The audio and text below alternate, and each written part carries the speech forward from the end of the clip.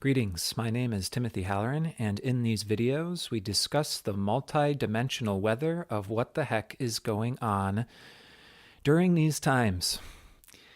And we are in the end of January, the beginning of February 2020. Today is the 23rd.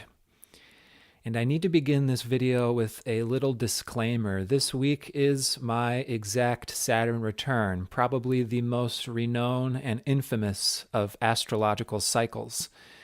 And my personal experience is something along the lines of losing much of what I've invested in family, friends, and fortune. Even here in YouTube land, YouTube magically made 3/4 of my audience unexplainably disappear a few months ago after 7 years of creating these regular forecasts. And so, disclaimer is, my tone of voice may be a little bit more slow, heavy, melancholy than usual. But I'm not a vlogger. This is not about me. And certainly I'm not alone.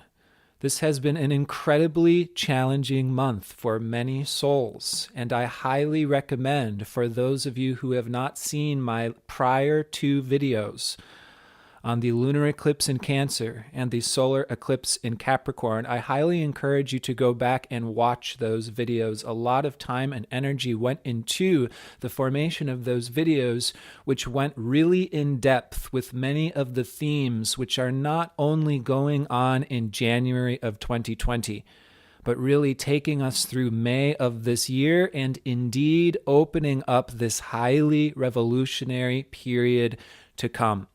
So there are massive shifts, breakdowns, resets, old cycles completing, new cycles beginning at this particular time. And right now, as I'm filming this, the old moon in Capricorn going over Saturn and Pluto. And I've chosen to film this video at this time because we are now entering a new cycle, indicated by the new moon. So tomorrow, the 24th, we have a new moon at 4 degrees, the sign of Aquarius, squaring the ruler of Aquarius, Uranus. There's a breakdown, break free, liberating, highly revolutionary, transformative pinch that can be opening up, really opening, as we'll discuss today, into this month of February. This is one of those astrological, well, it's really nature.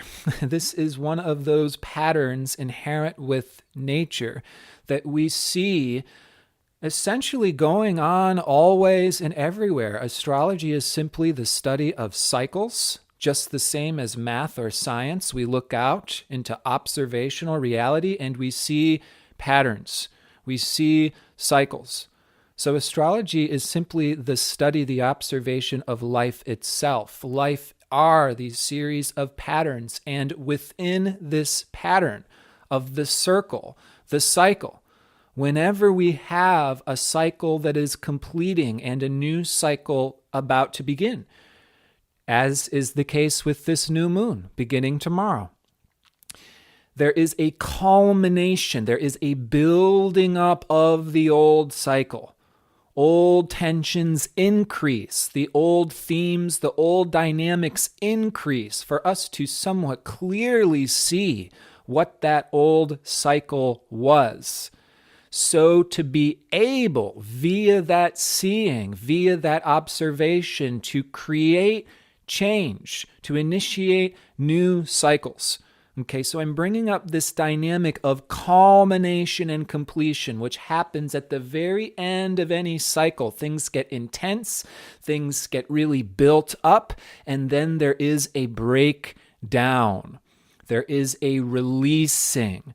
And certainly what we will discuss today with this new moon in Aquarius that is just going to lead us into February. I mean, this is completing January, kicking off February, but it will take us through this next month to come, really introducing these highly revolutionary, new, different patterns, possibilities, and potential.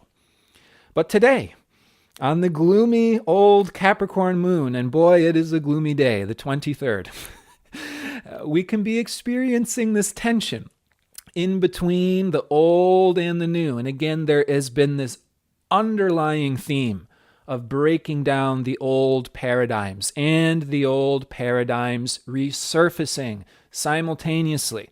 This has again been a little bit of an apocalyptic, heavy, dark experience collectively. I have labeled this a little mini dark age we've been going through. So again, those last prior videos really go into those details of what's really going on beneath the surface.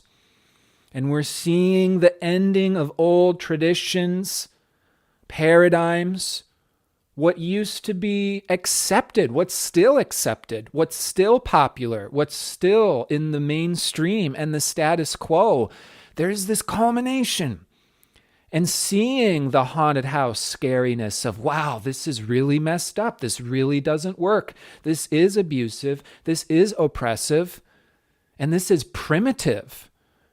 We should be beyond this as a human species. So again, there's this recognizing of those long outstanding patterns as the great wheel of time turns.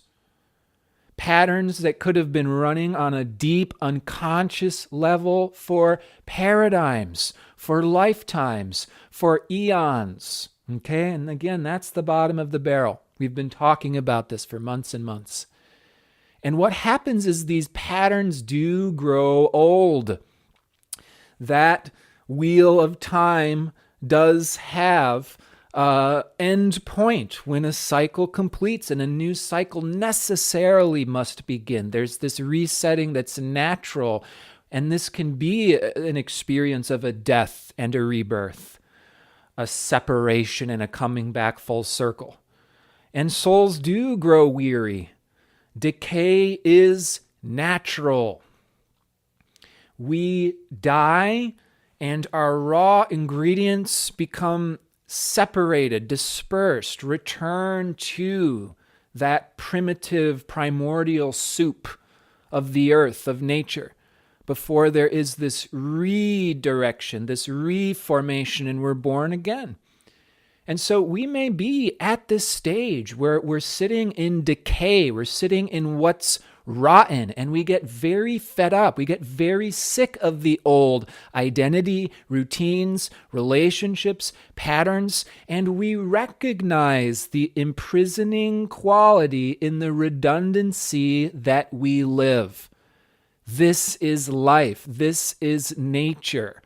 We repeat particular patterns and dynamics until we wake up to those imprisoning chains of bondage, which have held us bound and knotted in the stickiness, the trap, that knot of samsara, which is known within Buddhism as that repetition of suffering from birth and death. There is a theme of enslavement with this Saturn-Pluto conjunction in Capricorn.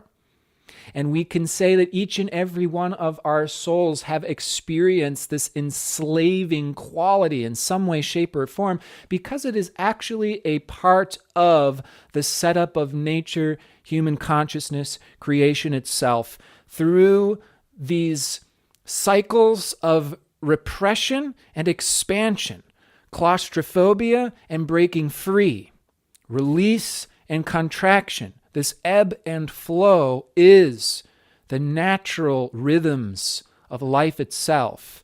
And through these natural rhythms, we learn, we grow, we gain new experiences, and we evolve. And we do find ourselves in prisons. We do find ourselves in limiting patterns. We find ourselves trapped to learn why. What are those limiting conditions? What are those imprisoning tendencies? What are those oppressive dynamics? And we pull ourselves to a higher vantage point. An objective realization takes place where we can clearly see the pattern. and clearly see those raw ingredients, those magnetic pushes and pulls, what's leading to this dynamic. And that recognition, that objective seeing, and the natural detachment that comes from seeing a circumstance from the higher vantage point rather than being within the rat maze, so to say, can lead to the natural eureka moment, breakthrough, realization, recognition, where we see the missing link, or we see the light at the end of the tunnel, or we see that possibility that we may have never known ever existed, because what Uranus and Aquarius brings in is the new. And this new moon in Aquarius tomorrow, January 24th, is kicking off this whole revolutionary period, opening up a revolutionary decade. These are exciting, unstable, unpredictable, highly restless and electrically charged days to be alive. And within this, there is so much potential, so much opportunity to liberate, to break down and shatter the old and the known. Uranus liberates us from the old and all that was known, because Uranus introduces new dimensional possibilities of how we can live, what it means to be a human being. Uranus is the divine rule breaker. And we break the old rules by seeing that there is more to the picture than the old paradigm gave us, and the old kings, queens, authorities, emperors provided. This is what it means to be human. This is what it means to be successful. This is what it means to be a good girl, a good Christian, a bad Christian. It's the nationalism, the racism, the traditionalism, the religiosity that we're seeing coming full circle and needing to be broken down, because these dynamics limit the scope of what it truly means to be alive, what it truly means to be a human being. And as we continue to live this ever-expanding evolutionary reality, the rules change. The nature of the game evolves. The purpose and the point as to why we are alive evolves. And it does not necessarily stand at one single point. This is what it means to be good. This is what it means to be successful. This is my spiritual identity. This is my spiritual practice. Even in the spiritual dimension, these practices, rituals, identities, moralistic ways of discerning reality, they break down necessarily. They change, they evolve necessarily. And how many traditions and religions do we hear providing support and insight into that reality? Or isn't it do things by the book and look up to the authority and make sure you stay within the box until the box becomes too limiting, too oppressive, the soul becomes stagnated, frustrated, feeling that imprisonment, feeling that limitation, feeling that sense of oppression or unfairness. It is like loading a spring, okay? This is Capricorn ahead of Aquarius in the zodiac. Capricorn ruled by Saturn. Gravity, societal expectation and obligation. Fit this mold for the world. Fit this standard to appease your family, your bosses, your teachers. And then enters Uranus in Aquarius. No, I can't fit that mold. No, I can't fit those expectations. No, I am not that person. And that loaded spring lifts off. We break free.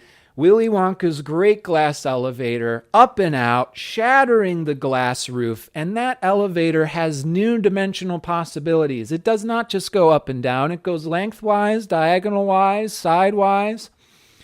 I mean, there was even a sequel to Charlie and the Chocolate Factory. For those who read the book, the whole sequel is the Great Glass Elevator in outer space, and Charlie and his grandparents interacting with extraterrestrials and all these types of things. Anyways, it's an example of Aquarius. I like to think of the analogy of when humanity really broke that glass ceiling and began to enter this highly experimental, innovative, and revolutionary age of Aquarius. No, it's not just how the hippies sold it in this song. Aquarius is very scientific, very boundary pushing, very observational. And so this analogy is when human beings created the rocket ship and went into outer space. And we penetrated a dimensional barrier. We broke down that dimensional barrier, Uranus. And we could now see the planet from that distant, detached, objective, looking through a telescope or a microscope, scientific, purely observational perspective. That is Aquarius. Aquarius is space. And when we broke that dimensional barrier and we entered space, we found the laws of nature have changed. Hey, there's no gravity here. Very, very different reality out there in the vacuum of outer space versus this, very, how shall we say, closeted type of experience, the Goldilocks zone here on planet Earth. So when we break that dimensional barrier, we enter spacious reality, and that's a part of this spring lifting off. That's a part of the depression, the breakdown, the letting go, the mourning, the recognizing of the oppression, the old, the abuse. Then there is a breakdown. And what follows the breakdown is space. Or what follows a traumatic experience is detachment, disassociation. We go into shock. And in that state of shock, there is an experience of the void, nothing. There's just pure observation, just pure distance, because shock is the state where our nervous system and our consciousness has to move from an overly traumatic experience, detach, let go, and enter that outer space dimension. Enter the space where there's no gravity to be able to settle down, to be able to process, and then reapproach reality, reintegrate, reconnect, and form back our association and reestablish all these different bits and pieces, bridge together what may have fragmented apart back into a uniform whole. And this is what Aquarius actually fundamentally represents, a very amazing, complex sign that deals with fragmentation as well as unification. And the internet is one of our best cutting-edge examples of Aquarius, where it has interconnected the whole world. And yet the internet is also a realm that fosters the subculture, the fringe groups. We can find our clique through Aquarius as well. And this may be some of the dynamic we're working with at this time. Going into the necessary solitude, the necessary distance, entering space, entering pure nothingness, that enlightened dynamic that we hear so much about in Eastern spirituality. That's Uranus, that's Aquarius, the Bindu, the third eye, where everything is pure observational consciousness, distance, space. The Buddhists love that space. Let's create a container where there is nothing, because that nothingness fills us with peace, retreat. This is how we reestablish a connection to ourself. We zoom out, we pull back, necessary separation, leaving the old crowd, leaving the old group. As we've mentioned, this is actually a necessary collective movement at this particular time, as we are breaking away specifically from those old societal global standards, circuits, loops, patterns. This is called psychic entropy in the world of psychology, when there is a tape recorder of thoughts. This is how I should be. This is what other people think of me. This is what the world expects of me. And oftentimes these loops are unrealistic.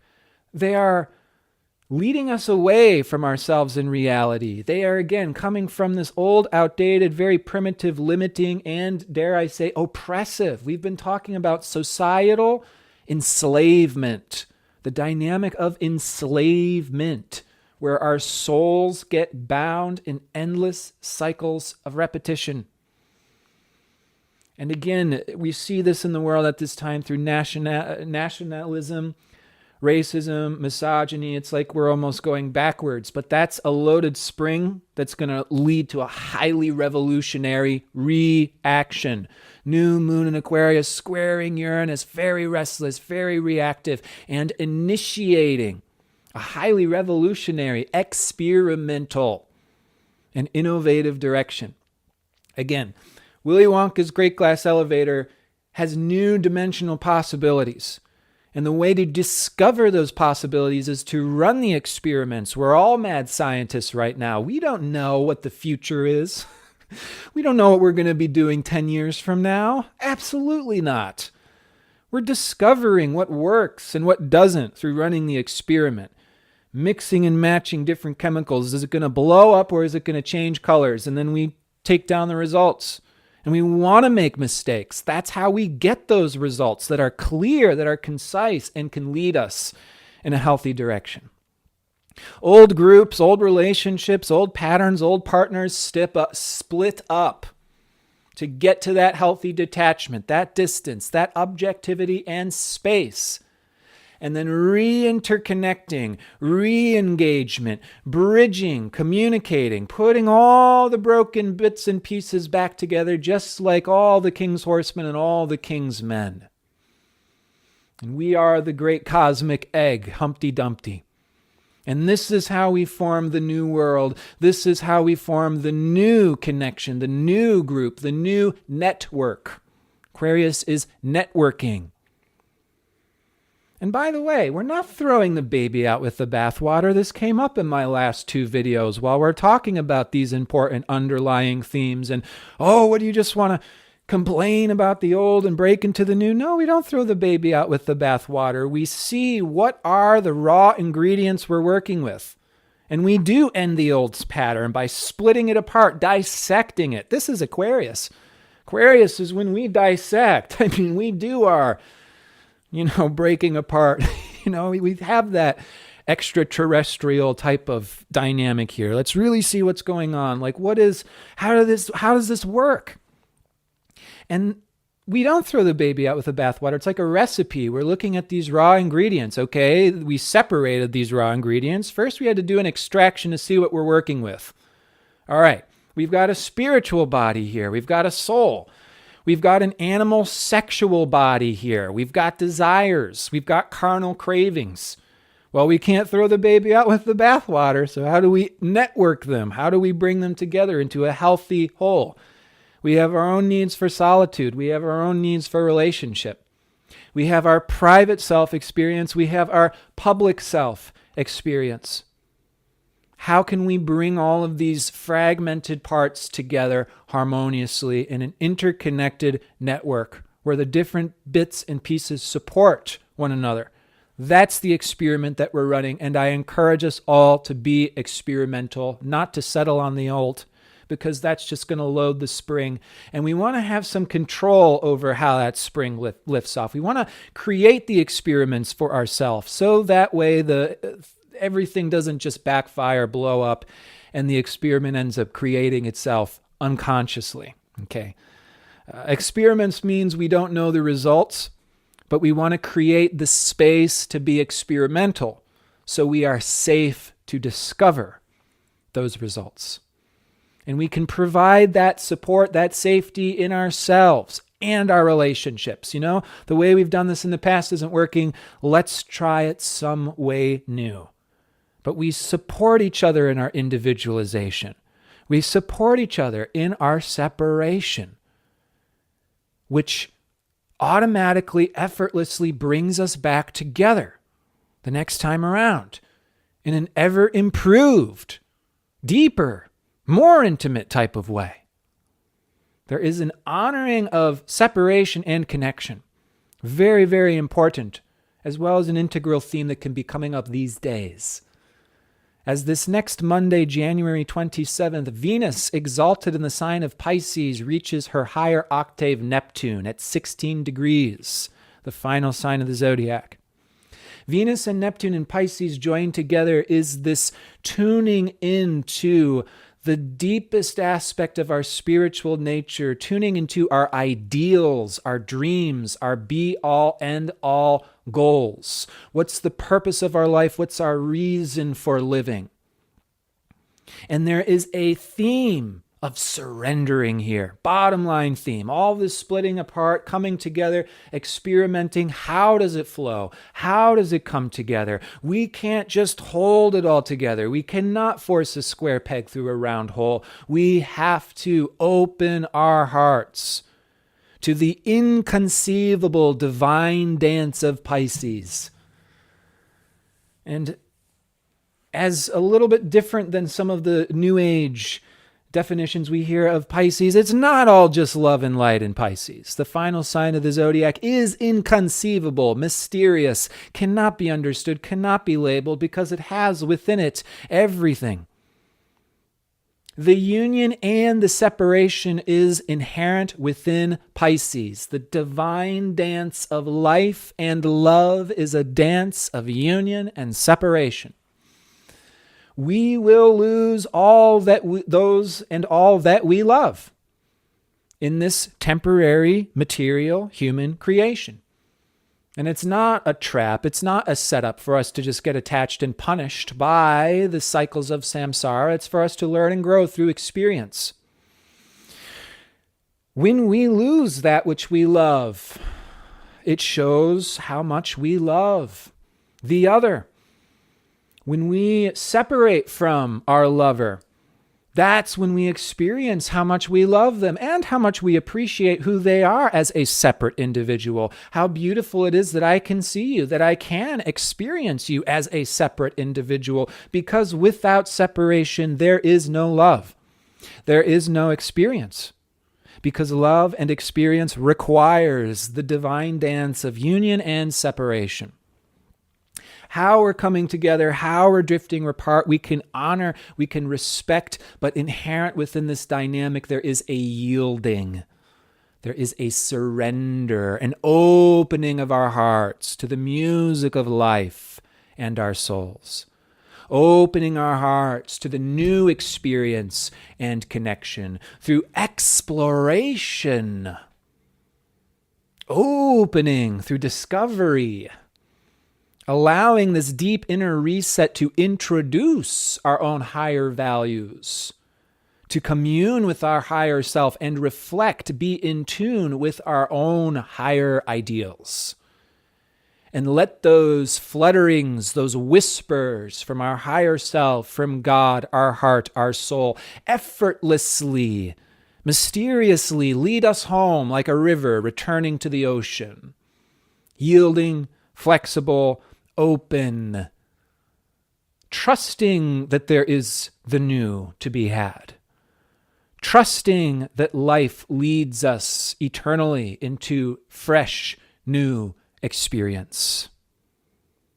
And yet again, exploring through trying out the new, trying on the new visions, the new identities, how we're connecting and sharing ourselves with others spiritually, emotionally, physically, sexually, so to honor this deeper unfolding and this deeper journey of discovery. Now, Venus forms a square to Mars next Monday, the 27th, and then Mars squares Neptune the following day, Tuesday, the 28th. Here we experience a tremendous creative tension and potential. I like to describe this here with Venus, with Neptune, Mars, and Sagittarius. It's like a breakup album. A lot of tension, a lot of emotion, a lot of pain, a lot of separation, a lot of heartbreak. And what do we do with that emotion? What do we do with that pain? What do we do with that heartbreak? And oftentimes the greatest, most creative, most inspiring and uplifting musical albums we listen to are created out of the heartbreak, the breakup, etc. So there is this creative, loving, sexual, spiritual relationship tension And again, there's this experiment, opening up, coming out, expanding. How can we bring all of these facets together? And this is how it can all find itself. There is a leap of faith required here. To step into the new is to step into the unknown. It is a leap of faith. It takes courage to be a pioneer, courage to be a genius, courage to go against the grain of the known. And yet by stepping into the new, the different, the unusual, this is how we can find those new creative solutions, how to bridge self and other, inner, outer world, public self, private self, spiritual soul, sexual, animal, carnal self. Because every little bit and piece of our consciousness is not a problem. It is a puzzle piece in the overall picture. It is a musical instrument in the overall symphony. And again, in Aquarius, as we dissect and break apart, when we bring on a computer, someone's making music, they separate the tracks, the trumpet player, the voices, the percussion. We hear it separately. That way we know the ingredients we're working with. These are the needs that are missing. These are the ingredients that we have. And then by splitting it apart, pulling it back together, zooming the lens in and out, personal experience, what's going on in my life, objective, detached, pragmatic. This is the chemical reaction that's taking place. It's like we go into our personal lives, drama, upheaval in our relationships with our lovers, with our family, with our friends, and then we zoom out, chemical reaction. Natural responses, programmed conditions, coming from past experiences, childhood, other interactions with people that look or sound similar, etc. It's personal, it's not personal. It's a feeling-based experience, it is a witnessing-based experience. And these are both valid, important, integral, authentic aspects of human consciousness. And by riding that seesaw back and forth and zooming the lens in and out, we discover how to bridge these dimensions together. This means we can be in a personal drama and retain that objectivity, that spaciousness, that peace. And we can have that detached, scientific, pragmatic perspective and not lose our heart, our humanity, and our capacity to reach one another intimately, emotionally, with care and a gentle, considerate approach.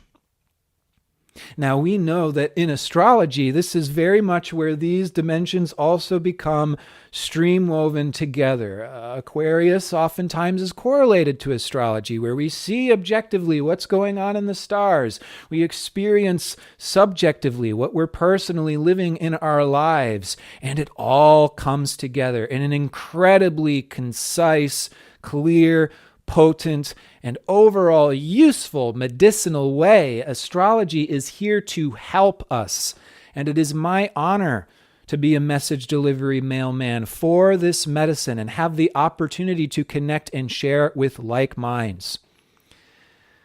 One of those opportunities is through my Patreon page, where I am putting additional videos out there to the community. There is a live chat room. Here's an Aquarius thing. Live chat room with integrated astrology software. You can put in your chart, look at transits, progressions, relationship charts, and you can ask any questions about your chart. Join my community. Join the conversation. Join the chat room. Pull up your chart, ask a question, and it can all take place on that chat room. I also offer a monthly live Q&A session where we can go more in depth, what's going on in your life, what's going on in the world. And I also put additional astrology video content on my Patreon page. This last week, I put a video out on asteroid Pallas Athena, who just entered Capricorn January 18th and will remain in Capricorn through December 7th. She is a very powerful goddess, archetype, and asteroid, very, very involved in the forthcoming transits, this exciting, revolutionary year of 2020. So again, thank you so much for the opportunity to connect and share with you privately, publicly, and I look forward to the continued experiment as we learn to connect and form, support together in ever-improving, ever-innovative ways. Again, Best wishes to you and your beloveds, and please do take care.